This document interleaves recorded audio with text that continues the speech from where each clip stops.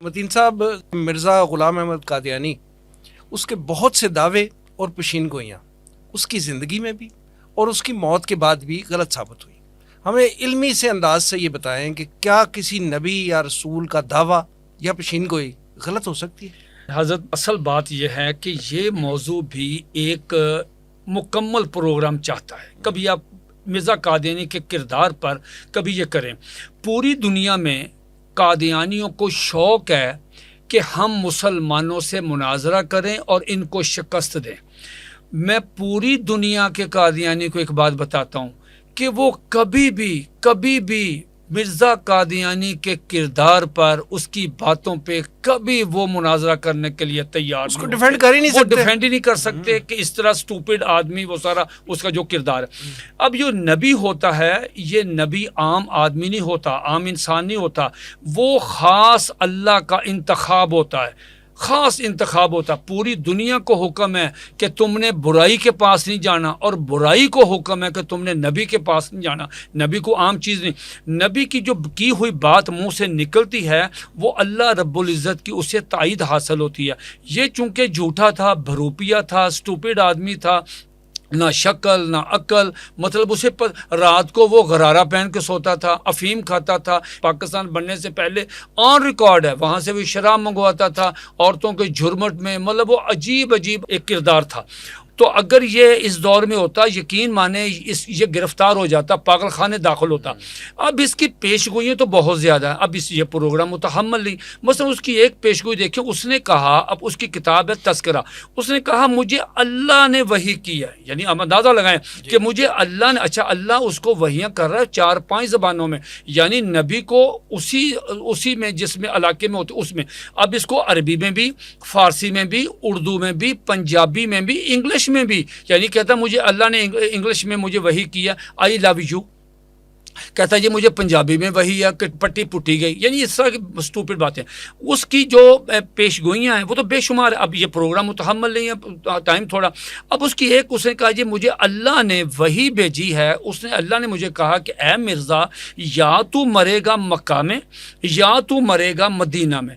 حضرت وہ تو مرنا تو بڑی دور کی بات تھی، وہ تو کبھی گیا ہی نہیں، کبھی ٹریول ہی نہیں کیا، نہ عمرے کا نہ حج کا، کبھی پیسہ بھی تھا، صحت بھی تھی، اور بڑے اس دور کے وہ نسخے کھاتا تھا، وہ دیسی اپنی صحت قائم رکھنے کے لیے، لیکن یہ حج عمرے کے لیے نہیں گیا اس لیے نہیں کہ یار کتے بندے مینوں پھڑکا نہ دیں، ٹھیک ہو گیا۔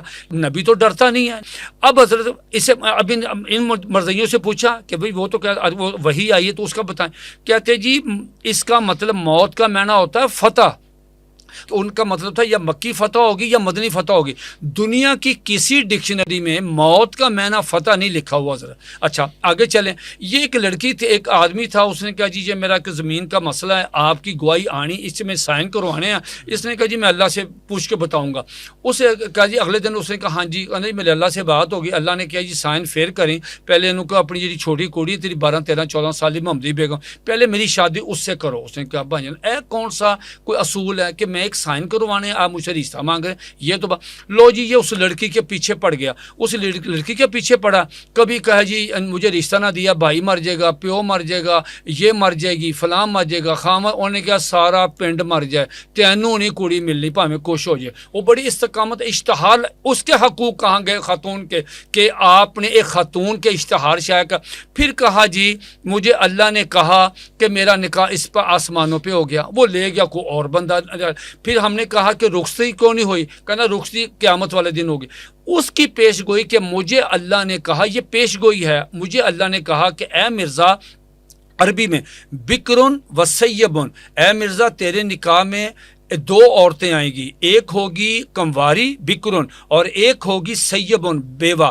ہم قادیانی سے سوال کرتے ہیں کہ جو بیوہ مرزا صاحب کے نکاح میں آئی، اس بیوہ کا یہ مطلب تھا کہ محمدی بیگم کا خامد مر جائے گا یا مروا دوں گا تو وہ میرے نکاح میں، تو بکرن یہ اللہ کی طرف سے منسوب وہی اس نے کی، پیش گوئی کی کہ اللہ نے مجھے، یہ میری پیش گوئی ہے کہ 2 عورتیں نکاح، یا بیوہ یا کنواری۔ کنواری آ گئی وہ نصرت بائی۔